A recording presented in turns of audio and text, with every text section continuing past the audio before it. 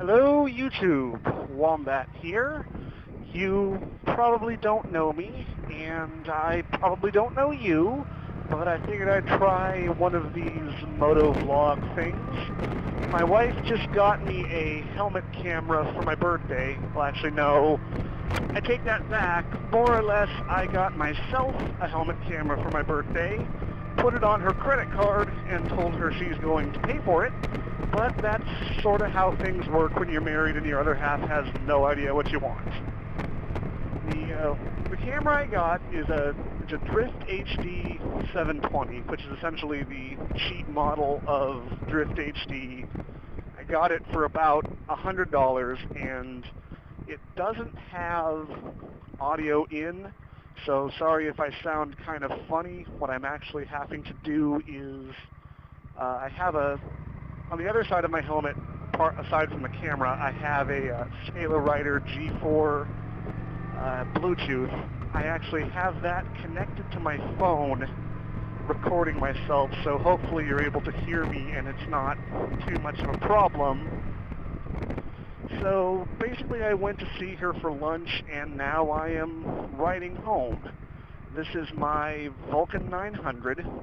I got it in January. I actually wasn't intending to buy a bike. I started riding in September of last year, 2013, on a Hyosung GV250. And I had that for about 4 months until January. I actually didn't have any intention of getting rid of it. I was doing just fine on it. It was a fine bike, and I know what people are going to say, you can't ride a 250, but I basically got a bike for the gas mileage, so I plan to ride it as long as possible. It's got, for a 250, I think it had about 28 horsepower, which is enough to go 80 miles an hour for as long as I wanted to go. My wife and I both took the bike to Laughlin, Nevada for a trip, and it made it about 500 miles just fine. But a few weeks after that, I found out that engines really don't like to run with no oil in them. I changed the oil on it. I must have not put the drain plug in properly, and somewhere on the 15 freeway, I lost all my oil, and the bike never ran after that. I had it towed to an AutoZone. I thought that maybe if I put a new drain plug in it and put more oil in it, it would somehow run again. But when I turned it back on, it lasted maybe 5 miles before it decided it wasn't going to run anymore. So, yeah, after that, I bought this bike. I actually wasn't quite ready to move up yet, but being 6'1", 240 pounds, I didn't really want to be on another 250. So I buy the Vulcan, and like I said, I wasn't quite ready for it.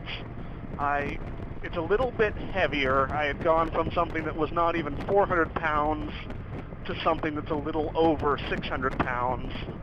I dropped the bike once. I had actually just finished a group ride with some people, and we ended up in a gravel parking lot. I had decided that I really needed to go to the bathroom, and the only bathroom was a porta potty that was across the parking lot from where we all were. So my fat, lazy American ass decides I'm going to ride my bike over to the porta potty, which in hindsight was a really stupid idea. I was going over the gravel, I hit the brakes a little too hard, and I think it was the front end started to spin out a little bit, and the bike almost went over. Luckily, I was able to catch it, but yeah, I think that means I wasn't quite ready for this bike yet. Since then, it's now March. I've had it for I'd say about 4,000 miles I've put on it since then, and I've gotten a lot better with it. It's still not as easy to handle as the 250 was, but I'm getting used to it. It's a lot more comfortable for riding in any kind of distance. I don't necessarily like the gas mileage of it as much. I think the most I ever got on this bike was 52 miles per gallon. I'm usually around the 44, 45, 46 area. On my 250, the highest I got was 78. I would never get under 50. I could go, if I was just riding it to work and back like I do most weeks, I could go for the entire week on one tank of gas, which would cost me $12 to fill up the tank at the end of the week, which is a lot better than $50 a week in the car.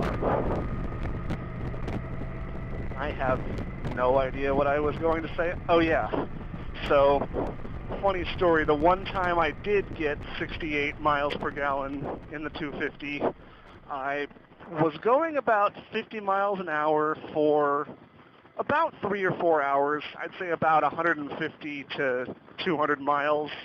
It was actually the trip when my wife and I went to Laughlin. We were completely unprepared for it. I was wearing jeans, a riding jacket.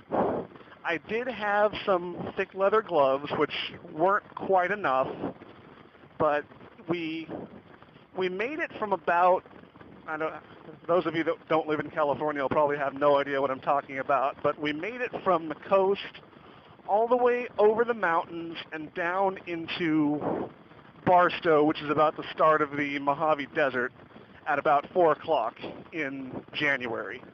And at that point, the sun was starting to go down, and we had about another 200 miles left to go until we got to where we were going. And once the sun goes down in the desert, it starts to get really, really cold. By the time we got there, I checked the weather, and it had gotten to be 37 degrees.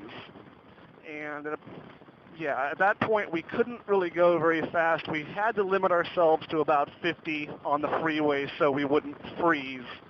Thankfully, we were in the middle of nowhere, and there weren't really any other cars around, so it's not like there was anyone to hit us. It was just really, really uncomfortable. We actually had to pull over and stop about every, I'd say, 20 to 30 minutes just so we can warm up. But eventually we did make it, and yeah, it wasn't fun. Since then, I have some chaps for my legs so they don't get as cold. I haven't bought them yet, but I'm going to buy some hand guards that attach to the mirrors here, like a second windshield that keeps the wind off your hands, because those were pretty much frozen by the time we got there. Oh, and also it's warmed up a little bit since then. As you can see, I'm riding along the beach, and the sun's out right now, which, again, you have to love California. But that's really all I had planned to talk about, so if you want to quit watching right now, I guess you can.